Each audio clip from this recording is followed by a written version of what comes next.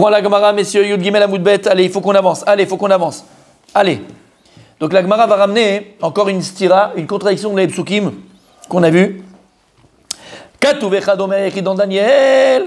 Il y a écrit dans Daniel. Elef Alfin, Yeshameshune, Veribo, Revavan, Kadmoui, Yikumun. Alors il parle d'ici là-bas, il y a écrit, alors, le début du pasuk c'est quoi Rabbi Yossi, je te le rappelle. Nehar Dinour, c'est le Nahar Dinor. Alors Nahar Dinor, c'est une notion aussi spirituelle, mais c'est aussi une notion matérielle. C'est un art de Hesh. Et d'ailleurs, il y a une version qui dit que les 10 tribus perdues sont de l'autre côté du Nahar Dinor. Elles existent, elles seront là, elles reviendront, selon celui qui pense qu'elles reviendront. Parce que tu m'as regardé dans la Gemara de savoir, hein, est-ce que les 10 tribus perdues reviendront un jour ou elles sont perdues pour l'éternité? Il y a un qui pense qu'elles sont perdues pour toujours, et il y en a un qui pense qu'elles reviendront à la fin des temps. Ouais. Et c'est quoi ces 10 tribus? Ben, les tribus, dans l'histoire du peuple juif, malheureusement, il y a une scission. Il y a eu Yehuda et Binyamin qui sont restés soudés à la Torah et à Hachem, et il y a les 10 tribus qui commençaient à faire la vodazara, l'idolâtrie, et Yehuda et Binyamin, ils ont dit, bon, on ne va pas continuer avec eux, là, c'est pas possible.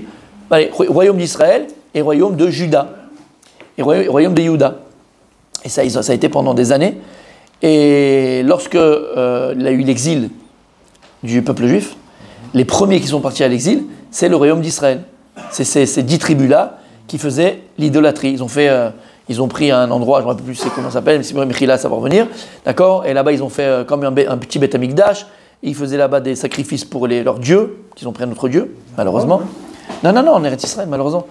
Et ils avaient leur territoire. Donc, séparation totale et complète, parce qu'ils n'avaient plus et c'est ce qu'ils ont voulu, certains parlaient de faire ici. Hein. Ça passait aux 20h en Israël. Et on invitait ces gens-là. Ouais, de dire que c'est fini, on va faire. Et ils ont dit pareil. Ils ont dit la Médina Yehuda, Médinat Yehuda et Médinat Israël. Eux, ils gardent Médinat Israël avec. Ils ont montré la carte, hein. Ils ont fait la carte et tout ça. Des fous furieux. Pour séparer, puisqu'on n'est plus. Eux, ils veulent les transgenres, ils veulent que les enfants ils peuvent changer de sexe à l'âge de 3 ans, ils veulent la guéprade. Là, juste avant le 7 octobre, ils passaient aux 20h dans la 12, dans la 11 et dans la 13. C'est fou. Ils avaient un plan, les mecs, ils ont montré leur plan. Voilà, il y a le Médinat Yehuda, ils ont appelé ça, Médinat Yehuda et Médinat Israël. Voilà. Alors ils avaient prévu le plan qu'il y a une seule armée, d'accord, mais c'est comme un peu en Suisse, c'est des comtés. Donc chacun, il est autonome, voilà, il se gère, et il se gère en fonction de ses lois, en fonction de ses machins, en fonction de... Des fous, des fous. Pays comme ça. Des fous, c'est des fous. Bref, mais ça a existé malheureusement avec la division de Malchut Israël, quoi, Malchut David, entre guillemets, et il y a eu donc Malchut Israël et Malchut. Les premiers qui vont être envoyés en exil, c'est les 10 tribus, Rabbi aussi. Les 10 tribus. 7 ans après uniquement, Yehuda et Binyamin ont tombé aussi, et il y a eu aussi Binyamin et Yehuda, mais au départ, c'est uniquement le royaume d'Israël qui va être envoyé. Et donc, dans la Gemara, je fais dans Sanhedrin si je ne me trompe pas, la Gemara, elle dit, celui qui pense qu'ils reviendront à la fin des temps, la Gemara dit, alors ils sont où? Et il dit, de l'autre côté du Nahar Dinor. Nahar Dinor, c'est un fleuve de feu. Alors tu pourrais t'imaginer un fleuve de feu, entre guillemets. Badaï, mais tu pourrais l'imaginer au niveau physique. Quand tu vois le volcan, c'est la lave d'un volcan qui bon, on dirait un peu un fleuve, c'est comme un fleuve de feu. Ben, peut-être voilà, c'est un endroit où il y a un volcan avec toujours qui est en ébullition, on dit. Ok, et qui est voilà, hop, et peut-être que c'est ça. On ne sait pas c'est où. Donc ceux qui pensent qu'ils reviendront après ou qu'ils ne reviendront pas, ils ne croient pas au Shevet Menaché ou Nedan. C'est quoi ils ne croient pas? Ceux qu'ils ont retrouvés. Non, c'est dans la Gemara, c'est pas aujourd'hui. La Gemara, c'est une marloquette dans la Gemara. Voilà. Oui, donc s'ils pensent que... Ah, selon lui, voilà. Mais voilà, ouais. Et Yehuda et Binyamin aussi sont tombés. C'est nous. C'est nous. On est tombés 7 ans. Ouais, à peu près. Ouais. Après, il y a eu l'exil. Ils sont partis en premier. Et c'est pour ça qu'ils sont perdus 7 ou 30, je ne me rappelle plus combien de temps, je ne me prends pas dans les mots. Ils sont partis avant, ils te les loups, quoi. Ils sont complètement. C'est pour ça qu'il y a, quand tu vois des peuples qui sont très forts, il y a beaucoup, je sais qu'il y a en Afghanistan, il y a dans tous ces pays-là aussi, il y a en Chine, il y a plein d'endroits, Il y a un endroit où ils sont, c'est entre la Chine, le Pakistan, tout ça. J'avais vu un documentaire sur Arte. C'est même pas un truc, Arte. Ils sont 40 millions Donc tu imagines le truc. C'est pas qu'ils sont 2 ou 3. Ils sont 40 millions. Et ils se disent ils se disent descendants des tribus perdues. Ils le savent. Et d'ailleurs, il leur reste des choses. Il y a un peuple entre la Chine, le Pakistan, le truc, bon, là-bas, c'est pas, la Mongolie ou je sais pas où là-bas, ils sont 40 millions. Et ils se disent des tribus perdues de je sais pas quel machin. Ils sont 40 millions. Je sais pas si vous imaginez ce que c'est. Ouais, c'est énorme. C'est énorme. Comment ? Presque la France. La France de 60. 40 millions. Voilà. Alors les femmes, elles gardent la nida. Pendant 7 jours, elles se séparent. Ils allument tous les vendredis les machins. Ouais, à la Pâques, ils mangent des trucs. Donc, c'est mange des restes impressionnants. Alors, le problème, c'est quoi ? Oui, bon. Maran, c'est encore une autre histoire. Maran, c'est vraiment des juifs. Mais voilà. Et c'est quoi leur faiblesse, quoi, Bah, c'est tout, ils font rien, quoi. Oui. C'est pas des juifs. Ils font rien. Il est resté 3-4 Ils mangent choses pas comme ça. cachette. Voilà. Ils font pas la brique. Je ne me rappelle plus. Il faut que je retrouve ce truc-là. voir, hein. Mais Mamache, mais ils étaient 40 millions, quoi. Et il y a beaucoup. Et il y a de ces gens-là qui sont vraiment convertis quand venant en Israël et ils sont venus en Israël. Ouais. Mais ils sont 40 millions dans leur 40 millions. Et d'ailleurs, pourquoi ? Parce qu'en fait, ils sont même détestés par leurs voisins. Il y a d'autres là-bas, d'autres peuples et tout, ils sont détestés par leurs voisins. Non, mais bête. Mais je suis sérieux. Et ils les appellent pas Youd et tout, mais un truc comme ça, un peu ils sont appelés les Juifs des montagnes ou un truc comme ça. Ils ont un surnom comme ça. Donc bon. D'accord, donc là on parle de ce nar là. Ok, pour savoir de quoi c'est quoi ce nar. C'est qu'en vraiment, ils montent en Israël. On a fait. Alors il y a écrit comme ça que ce nar shel Esh, il est comme ça, il est Mosher, veyotzem ilefanav, devant Akadosh Baruch Hu. Donc ce fleuve de feu, il coule comme ça et il est devant Hachem. Ve'elef alafim mishtamshim oto, et il y a elef alafim, donc 100 000 qui sont là et qui servent Dieu devant ce fleuve-là. C'est million, non? Elef alafim, je pense que c'est 100 000. Mais non, c'est C'est 100 pas 000. c'est Mais pas là, une il a fois. fait 100 000. C'est pas une fois. C'est 1000 elef alafim. 1000. Mais à la film, c'est 100 000. Et la film, c'est 1 million. Oui, c'est Pourquoi 1000, LF? Ça fait un 1 avec 6 zéros. Non, c'est un mais million. ça un million dépend si tu fais fois ou juste. Moi, elef alafim, je pensais que c'était bon. L'homme est on va dire 1 million, mais je sais pas. Ok, sûrement. C'est 1 million. 1 million. Elef alafim, 1 million. Ok, d'accord. Mais à la film, c'est 100 000. Mais en hébreu, mais on parle pas. C'est en quoi? C'est en chinois? Mais non, bon. Ouais, c'est en Gemara, quoi. C'est différent. Exactement. Le compte- Katuvacher Omer. Et là, là-bas, il y a écrit Yov. Ayesh mispar ligdudav. Et là-bas, Yov, il a dit, est-ce qu'il y a un nombre à ceux qui sont devant Dieu et qui le servent? C'est une stira. Dans Daniel, il y a écrit qu'ils étaient 1 million à servir Dieu devant ce fleuve-là. Et après, Yov, lui, vient, il s'étonne, il dit, Ayesh mispar ligdudav. Est-ce qu'il y a un nombre, on peut donner un nombre à tous ceux qui servent Dieu, tous les anges, tous les machins, tous ceux qui servent? Il n'y a pas, on peut pas? Alors comment Daniel, il donne un chiffre? Et Yov, il dit, il n'y a pas de chiffre. Stira. C'est bon jusque-là? Ok. Lokashia. L'Agma a dit, c'est pas une stira, c'est pas contradictoire. Kan, le pasouk dans Eyov, qui vient et qui dit, mais est-ce qu'on peut les compter? Donc il n'y a pas de nombre. Il parle de quand? Bisman, Shebet, Amidash, Kayam. Quand le Bet Amidash était Kayam, il en avait tellement qu'ils étaient innombrables. Kan, Bisman, Shebet, Amidash, Kayam. Et quand il a vu Daniel, c'est quand le Bet Amidash il était détruit. Et donc là, ils sont limités. Et donc il a pu voir qu'il y en avait 1 million. Kiviachol, nitma'ata, pamalia shelmala, kaviachol, c'est une image. Kaviachol, c'est comme si on dirait qu'à partir du moment où le Beth Amikdash a été détruit, alors Akadosh Baruch Hu, il n'a pas autant de serviteurs devant lui. Quand il avait sa maison, c'était 10 nombreux serviteurs, donc il n'a plus sa maison, Kaviachol, alors Hachem, il a limité ses serviteurs. Un autre tiroutz, une autre réponse à cette Question. stira. Tanya, Rabbi Omer, Mishum Abba Yossi ben Dusai. Rabbi Omer, il dit au nom de Rabbi Yossi, Yossé ben Dosai. Il n'y a pas de stira. Tout ce qui est écrit Elef alafim, Yeshame Shune. Je comprends en vérité quoi hein? C'est quoi hein? Mispar Gdoud Echad. Viligdudav en Mispar. En fait, c'est deux choses différentes. On sait combien c'est un Gdoud. Un Gdoud, c'est 1 million. Donc quand il y a écrit Elef alafim, Yeshame Shuni, on parle d'un Gdoud. Une brigade, on va dire. Une brigade qui est devant Dieu. Il y en a une myriade, d'accord, qui est devant Dieu. C'est une brigade. C'est quoi? Ils sont 1 million. Mais maintenant, combien de brigades? Ça, il n'y a pas de mispar. Donc tout ce qu'il a dit Daniel, il a dit le nombre d'une brigade. C'est combien? 1 million. Mais combien il y a de brigades? Sur ça, Yov, il a dit, on ne sait pas combien il y a de. Et on ne peut pas donner de chiffres aux brigades de Dieu. Donc il n'y a pas de stira. Ils ont parlé de choses différentes. Un autre tirout, une autre explication. Rabbi Yirmiyah bar Abba, Rabbi Yirmiyah bar Abba, il a dit Elef alafim yeshameshune. C'est quoi la kavana? Les Nahar Dinor. Ça, c'est quoi? Ceux qui servent Dieu dans le Nahar Dinor uniquement. Chez Nehemar, Nahar Dinor, Naged, Venafek min kadmoe, Elef alafin yeshameshune. Veribo revavan kadmoe kikumun. Alors tout ce qu'on a dit ici, c'est uniquement, il a parlé, Daniel, dans le Nahar Dinor. Avec tout le reste, quand il y a d'autres anges qui vont, entre guillemets, servir Dieu, ennemis par les ailes. Et c'est pour ça que Daniel, il a dévoilé uniquement dans le Nahar Dinor. Là, il a dit dans le Nahar Dinor, c'est ce que j'ai pu voir. Là-bas, il y avait combien? Il y avait 1 million. Mais c'est pas en Soter.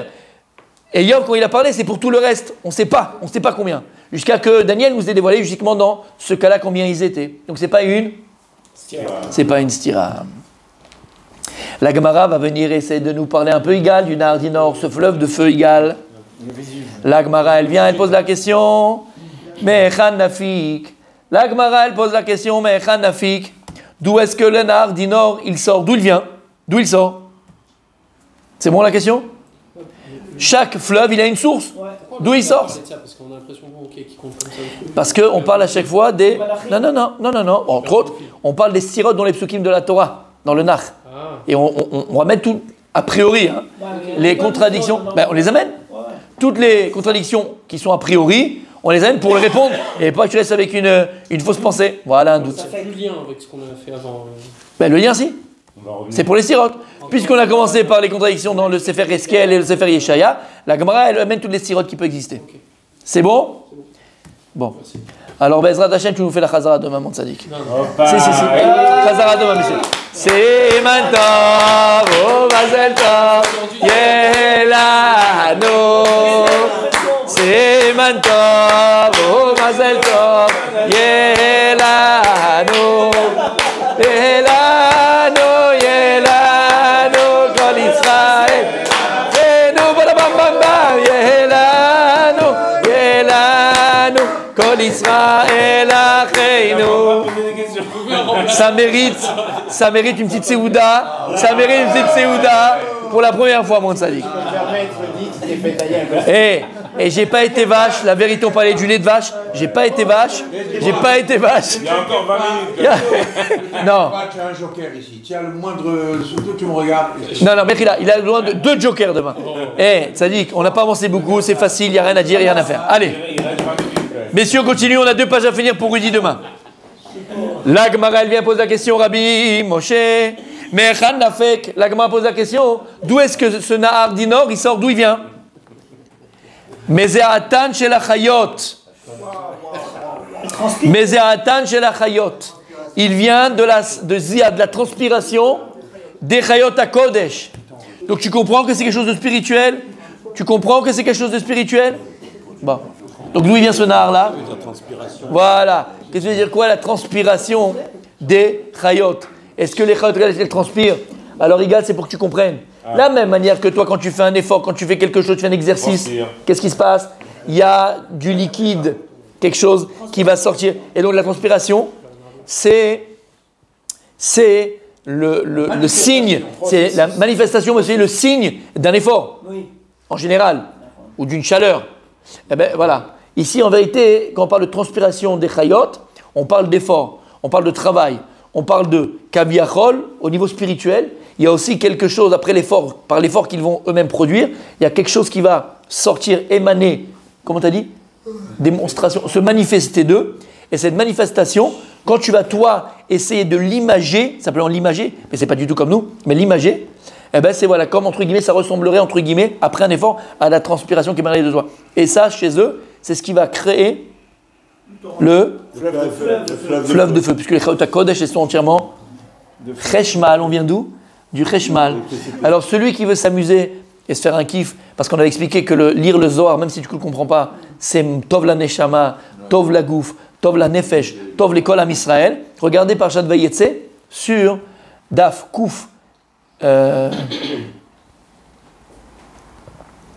Kouf Mem Chet et Kouf Mem Tet. Regardez là-bas et vous allez voir de quoi on parle. C'est d'actualité. Tu vas le voir, d'accord? Ok. Pour demain. C'est la paracha de la semaine. J'y vais être paracha de la semaine. Paracha de Vayetse. C'est dans le contexte. Et c'est vraiment cachot avec le cheshmal. Tu fais comme. Je vous dis un mot, d'accord? Mais voilà, juste pour qu'on comprenne, parce que voilà, si c'est venu maintenant, c'est que machin. Je vous ai dit qu'il y a un livre magnifique. Ben, si Dieu, on va essayer de l'étudier ensemble. Il s'appelle Soda Cheshmal. D'accord? Soda Cheshmal. Et ce livre, voilà, je vais parler. Soda Cheshmal, ce livre, il parle de quoi? Il explique, le Rav, il explique toute la Torah Kula. Toute la Torah Kula. C'est quoi toute la Torah Kula? Hanouka, Gida, Anaché, Pessah, Purim, Sukkot, Arbatamim, tout, Alpi Soda Cheshmal. Il explique que tout en vérité, c'est tout provient du Soda Cheshmal. Et juste une idée, on a compris déjà. Chayot, Memalelot, vous vous rappelez? Oui, c'est bon à peu près? Ok. On avait dit c'est quoi? C'est pour dire Chashmal. Chash, aussi se taire, parce qu'on a dit elle se taise quand Dieu y parle, et elle parle quand Dieu ne parle pas. Et donc là, ils peuvent parler. On avait expliqué aussi que c'est quoi aussi Chashmal? C'est la bouche, la parole, mais c'est aussi mal. C'est quoi mal? Brit Mila. La moule, c'est quoi hein? Non pas le mol. Aelat, attention, c'est pas pareil. La moule, c'est quoi la moule? C'est quoi la moule? C'est fait la Brit Mila. On a expliqué le rapport entre la bouche et le. Vous vous rappelez Rabbi Nachman? Oui, non, oui, non. Pas celle-là. Rabbi Nachman? Je l'ai répété, alors je suis là peut-être 14 milliards de fois. Non? D'accord. On a expliqué que lorsque Yosef Hatzadik va se dévoiler à ses frères, il va dire Ani Yosef Amedeber Alechem. Et Rashi, il dit, il les a approchés de lui, il a montré la Brit Kodesh. Comment de là tu comprends qu'il a dit Ani Yosef Amedeber Alechem, qu'il a montré la Brit Kodesh? Mais en réalité, tu comprends, puisqu'ils n'ont pas cru. Alors qu'est-ce qu'il a fait? Il a dit regardez, moi la Brit Kodesh. Quand ils ont vu la Brit Kodesh, ils ont compris que c'était Yosef. Parce qu'il dit Rabbi Nachman, qui a un lien intrinsèque entre comment tu t'exprimes, comment tu parles, si ta bouche quand tu parles elle est Kodesh et la Brit Kodesh. Parce que les deux, on avait dit Mila. Et vice versa. C'est pour ça que Brit Mila, c'est quoi Mila? Une parole. La manière qu'une parole, elle dévoile, lorsqu'on a le prépuce, on dévoile quoi? La Neshama. Et c'est quoi la Neshama? Et c'est quoi la parole? En mettant la main sur le. Exactement, ça c'est avec Eliezer et Abraham. Exactement. Velama. Messieurs, c'est quoi en vérité le rapport entre aussi la bouche? Mal, chashmal, mal c'est la parole, mais malelot, et mal c'est la bride. Vous vous rappelez, mais malelot c'est parler, et mal c'est la bride. Pourquoi? Parce qu'en vérité, dans ces deux notions-là, que ce soit la parole ou que ce soit la bride mila, il explique là-bas le Rav que ce sont. Je vais plus venir. Ah non, casser les pieds à la fin. Laissez-le, personne n'embête. J'en ai marre. Oui, t'as raison. Casse-pied à la fin. Il dort pas. Je veux pas parler. Il est là. Ferme les yeux pour écouter. Il écoute, il se concentre. Ah, d'accord. Et c'est la vérité, je sais. Il me répète tout ce qu'il dit. On peut être là? Si tu veux, je peux rentrer. Non, parce qu'il répète en même temps. On peut être là? C'est casse-pied? C'est casse-pied. Respectez. Non. Non, je plaisante pas. Il a dit Mechila. Faut accepter Mechila. Je pas de lui. Oh là là. Ah là, c'est enregistré. Bon, après, trois fois. Ah, pas maintenant.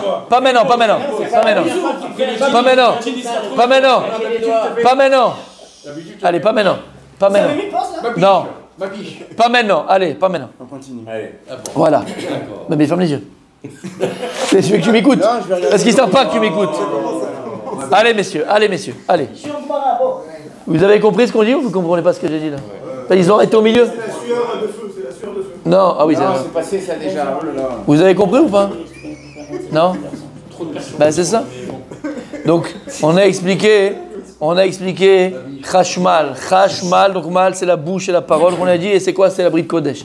Et en vérité, pourquoi c'est Chashmal? Chashmal, on a expliqué, il a dit c'est quoi ici? Qu'est-ce qu'on a vu dans la Gemara? C'est quoi Chashmal? C'est Duesh. On est d'accord, on n'est pas d'accord? On l'a fait, on l'a pas fait? Ok, on l'a vu au tableau.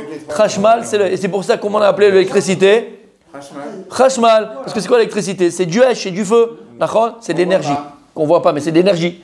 Yafémer. En vérité, c'est pour ça que la bouche qui est Brit Mila, Mila c'est la Brit Mila, et la bouche qui est mal, mais l'aléa, c'est la même racine. Il explique le Rav Lama, parce qu'en vérité, que ce soit au niveau de la Brit Kodesh, au niveau de la parole, qu'est-ce qu'on fait en vérité? On déploie l'énergie. Déploie de l'énergie, exactement. La parole, c'est de l'énergie. La Brit Mila, la Brit Kodesh, c'est quoi? L'énergie. C'est de l'énergie. Dans ces deux niveaux-là, de ces deux notions-là, dans ces deux niveaux-là, c'est quoi qu'en vérité qu'on transmet? On transmet de l'énergie. Et la preuve, c'est lorsque maintenant, c'est quoi l'Avdil, hein? La Torah, c'est pas ça du tout. La Torah, c'est pas ça. Mais il y a ce qu'on appelle le coaching. Ok? Et le type, il est là, il a coaché une personne. Lama, qu'est-ce qu'il fait en coachant une personne? Il lui donne de l'énergie. Quand tu étudies la Torah, qu'est-ce que tu fais? Sur l'énergie des lettres, tu la transmets. Tu parles, tu prends l'énergie des lettres, parce que tu fais des mots, tu fais des phrases. Quand elles sont sensées, c'est encore mieux. Et qu'est-ce que tu donnes? Tu donnes de l'énergie à l'autre. Et quand on parlait, et tu vas transmettre, ou tu vas être léoded, comment on dit léoded? Tu vas encourager, tu vas parler, tu vas transmettre. Tu fais des choses intelligentes, tu transmets de l'énergie. C'est de l'énergie que tu transmets. D'accord? C'est le chashmal. Et ça, chashmal. Chashmal, c'est ce qu'il transmet. Quand maintenant un homme, il va avec son épouse, et surtout quand il peut faire un enfant, même quand il peut faire un enfant, qu'est-ce qu'il fait quand il va avec son épouse?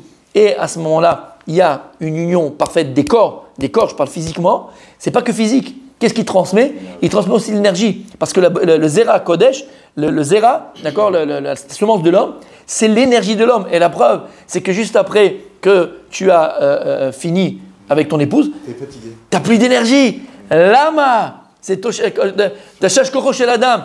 L'énergie de la personne, la force des personnes, elle est 500 calories. exactement. C'est de l'énergie. Tu as brûlé des graisses, tu as brûlé de l'énergie. Et donc tout de suite, donc qu'est-ce que tu vois physiquement? Que c'est de l'énergie. En général, après ça tout de suite, tu n'as plus de force, lama, parce que tu as de l'énergie. Et donc tu vois que ces deux notions-là, c'est une notion d'énergie. Et c'est ça le chashmal. Soda cheshmal, c'est l'énergie. Et il dit le Rav qu'en vérité, cette notion de cheshmal dans l'homme, c'est la notion de la colonne vertébrale. La colonne vertébrale, qui ressemble à Moudashidra, la colonne vertébrale, qui ressemble d'ailleurs à un vav. Un vav. Et en fait, la hotte de la Torah, la lettre de la Torah, qui définit à qui correspond cette notion de cheshmal, c'est le vav. C'est le vav. Et pourquoi le vav d'ailleurs? Pourquoi Dafka le vav? Il dit que le vav, c'est la hotte à émet. C'est la lettre de la vérité. Parce qu'en vérité, c'est quoi le émet? C'est ça, c'est une énergie qui est éternelle. Et le vav, c'est quoi? C'est comme si c'était une droite. C'est une droite qui ne se terminerait jamais. D'accord? C'est le vav. C'est le vav de Yaakov et c'est le vav de Yosef Hatzadik. Yaakov, Yosef. Yaakov, Yosef. Les deux, dans leurs mots, dans leur nom, des fois tu peux l'écrire avec vav, des fois sans vav. C'est le vav. On dit le vav, c'est quoi? Yaakov, Yosef. Yaakov, Yosef, c'est le vav. Et pourquoi il dit Rabbi Nachman? C'est le vav. Et il dit Rabbi Nachman, vav, quand tu l'écris, c'est vav, vav. Comment tu écris un vav? Vav, vav. Quand tu l'écris, quand tu le prononces. C'est deux vav. Premier vav, c'est celui de Yaakov. Et deuxième vav, c'est celui de Yosef. Et il dit lama, parce que le vav qui correspond à Yaakov, c'est quoi un vav? C'est aussi comme une colonne vertébrale. Il dit le cheshmal, soda cheshmal ba'adam, il est dans sa colonne vertébrale. Lama, la colonne vertébrale, ce qui permet de se tenir debout. Et il y a écrit que le Hémet, il est quoi? Il est en med. Le Hémet, il est en med. Comme la Moudashidra qui permet à l'homme de se debout. Et même le Zera, il passe par là-bas. L'énergie du Zera, il passe par là-bas. Mais c'est du Sechel, mais il passe par là-bas. Et vous vous rappelez ce qu'on avait dit? On avait expliqué, dans le Zohar, il dit que c'est le Sefer Torah. Quand tu vois un Sefer Torah, il a l'apparence d'un homme. Il a la couronne, c'est comme la tête, Keter. Il a sur les deux côtés, on met les rimonim. Que ce soit chez les Ashkenazim ou même chez les Sfaradim. On a toujours ces deux côtés-là. Et il dit le Zohar, on a un petit os, c'est pas le louz, c'est un autre os qui se trouve derrière ici. Et il dit le Zohar que l'énergie de la Neshama, Cheshmal, l'énergie de la Neshama, qui est au-dessus de la tête. La Neshama est au-dessus de la tête. C'est ça qui met une couronne, les goïms, au-dessus d'une tête, c'est la Neshama qui est loup. D'accord? Mais la Neshama est au-dessus de la tête. Et le travail d'un juif, c'est de faire pénétrer la Neshama à l'intérieur. Faire pénétrer l'énergie de la Neshama à l'intérieur. Et sache que le jour où tu arriveras à faire rentrer la Neshama entièrement dans ton corps, tu deviendras un ange. Tu deviendras pas du tout un homme, en tant qu'homme, je te parle. Tu deviendras, non, pas Mashiach. Quand tu arrives à prendre l'énergie de la Neshama, parce que la Neshama elle est au-dessus, et on se nourrit de l'énergie de la Neshama, mais la faire pénétrer entièrement, dans ton corps, qu'est-ce que tu deviens? Tzadik, ok. Tu deviens. Et donc? Un ange. Non. Tu deviens divin. Et si tu deviens divin, tu deviens illimité. Si tu es illimité, ça veut dire que tu peux être là et là-bas en même temps. Tu peux voir des choses que personne ne peut voir. Tu deviens Adam Arishon avant la faute. Avant la faute, la Neshama est à l'intérieur. Si la Neshama est à l'intérieur d'Adam Arishon avant la faute, qu'est-ce qui se passe? Son corps, il est quoi? Or. Pas or avec un, il est or, il est lumière. Puisque la Neshama est à l'intérieur. Donc son corps est entièrement lumière. Il est infini. Il était capable de voir d'un bout à l'autre du monde. Rien. Il n'y a plus la limitation ni de l'espace, ni du temps, et ni du corps. Puisque le corps, c'est l'espace, c'est le temps en même temps. Vous avez compris? Il a fait. Donc, Yosef, Yaakov et Yosef. Et on a dit, c'est quoi? C'est ce vav. C'est Tamoud Ashidra. Et en vérité, le cheshmal dans la Torah, cette notion de cheshmal au niveau maintenant de la réalité, c'est Yaakov. Parce que la colonne vertébrale du Ham Israël, c'est pas Avraham Avinu, qui était Mitzad Yamin, Chesed. C'est pas Yitzhak, qui était Mitzad Smol. Et là, c'est l'équilibre entre Yamin et Smol, entre Chesed et Gvura, Tiferet. C'est pour ça que le cheshmal, la Soda Cheshmal, il se concrétise, si on veut dire, s'exprimer ainsi, par Yaakov Avinu, qui est la colonne vertébrale du Ham Israël spirituel, qui est le Vav. Il se concrétise potentiellement par Yaakov, mais finalement, qui va le concrétiser dans la réalité, c'est le Vav de Yosef. On arrive à Yosef Hatzadik. Et c'est ça que Yaakov voyait en Yosef Hatzadik. Tous les autres fils qu'il avait, bien sûr, ils avaient une part dans le peuple juif, ils avaient un travail à fournir, ils ont une mission, il a fait. Aval, la continuité du Sod HaCheshmal, et c'est le Sod de la Kibriat HaOlam en vérité, c'est Yaakov, et en fait, Yaakov, il a vu la continuité au niveau de la réalité de Sod HaCheshmal, c'était qui? Yosef. C'est Yosef Hatzadik. C'est le deuxième Vav. Vav, c'est le deuxième Vav. Yaakov dans le potentiel, Yosef dans la réalité. Dans la concrétisation, dans la réalité. Shamatem, vous avez compris ce qu'on dit là maintenant? Rudy, t'es prêt pour demain? Tout ça, c'est pas dans le Non, mais vous avez compris ce Nyan de Sod HaCheshmal? Maintenant, mes amis, pourquoi? Mes amis, pourquoi je vous dis ça? Pourquoi je dis ça? Parce que même ça, il faut le prendre à nous-mêmes. Ça, il faut le descendre à notre niveau à nous. Et donc, même à notre niveau à nous, ce Sod HaCheshmal qui nous parle à nous, Sod HaCheshmal, en fait, c'est l'énergie. C'est l'énergie qu'on a en nous. Et il faut savoir que cette énergie-là, au niveau physique, attention, physique, elle passe par la colonne vertébrale. Et c'est pour ça que d'ailleurs, on en a combien de... 26. 18. Ah, La Gemara a dit, on a Shmona Esrei Chuliot, Gemara dans Masechet, Brachot, on l'a fait ensemble. La Gemara a dit la question, pourquoi est-ce que Akshei Knesset Agdola, ils ont fait Shmona Esrei Keneged, un des pirouches, une explication, Keneged, Shmona Esrei Chuliot, par rapport aux 18 vertèbres que l'on a dans la colonne vertébrale. Quel rapport? Puisque la Mida, c'est la colonne vertébrale de quoi? De ta tefila. Avant, c'est la préparation, après, c'est pour redescendre, mais le vecteur directeur de notre tefila, c'est quoi? C'est la Hamida. Keneged, pourquoi on te dit Keneged? Ils te disent, tu sais quoi? On en fait 18 par rapport aux Chuliot qui sont dans... Parce que c'est le Sod HaCheshmal. Et l'énergie par la Mila et les milim que tu vas prononcer dans la Hamida à travers les lettres qui vont former des mots avec les voyelles et des phrases. Et j'ai exprès que je dis ça parce que, comme on a expliqué, tu vas faire vivre les lettres. Et donc tu vois la lettre avec la voyelle et tu vas la coller au mot d'après. Donc ça va te faire bête avec le patar, avec le kamatz et avec un resh. Donc tu es barour et tu vas donner naissance au mot. Et donc tu vas puiser de cette énergie-là. C'est ça, Sod HaCheshmal. C'est l'énergie qui va monter et c'est cette qui va monter jusqu'à Kadosh Ad Kisei HaKavod. Ad Kisei HaKavod. C'est pour ça qu'il vaut mieux lire, faire la Mida. Dans le mot, dans le texte. Tu as dit la même chose la semaine dernière. Donc, Il a fait. Il faut que ça rentre en Il a fait. Chose que je ne vous ai pas dit aussi, il faut le faire dans les mots, c'est vrai. Mais à force de t'habituer à faire ce que je viens de vous dire, là, de faire dans les mots avec, tu vois le Aleph, tu vois le Kamas, tu vois le Patar, tu vois le lettre, et tu vas les habiller. Ouais, bien sûr, tu les as visualisés 1 milliard de fois. Et tu as fait, c'est un travail, c'est un exercice. C'est pas une parole en l'air que je vous dis, hein. C'est un exercice, c'est un entraînement. Tu vas t'entraîner à le faire et tu vas voir que tu ne pourras pas prier autrement après. C'est IFSHA. Et ça va aller très vite parce que tu t'es habitué à ça. Au début, c'est difficile. Tu ne sais pas de quoi tu fais. Mais au départ, c'est difficile. Mais après, tu vas voir que c'est facile. Et comme il a dit Rabbi aussi, après, tu les as tellement visualisés que même quand tu fermes les yeux et que tu vas faire ta mida par cœur, dans ta tête, c'est ce qui ça défile. Tu as compris ce que ça veut dire? Et donc, on voit le rapport même avec la tefila, Sod HaCheshmal. C'est par rapport aux Chuliot qui sont derrière le colonne vertébrale. Et en vérité, pourquoi? Parce qu'il dit le Cheshmal, il passe par là-bas. Sod HaCheshmal, le Cheshmal, l'énergie, il passe par la colonne vertébrale. D'ailleurs, c'est ce qui amène jusqu'ici. Bon, bref, on va pas entrer dans les détails. Mais c'est magnifique, c'est extraordinaire. Tu vois bien que ça englobe toute la Avodat Hashem. Et dans ce livre-là, Sod HaCheshmal, il t'explique comment le Sod HaCheshmal, il englobe toutes les mitzvot de la Torah. Toutes les mitzvot de la Torah, c'est Sod Avodat Hashem. Sod chez l'Avodat Hashem. Parce qu'en réalité, tout ça, c'est que de l'énergie.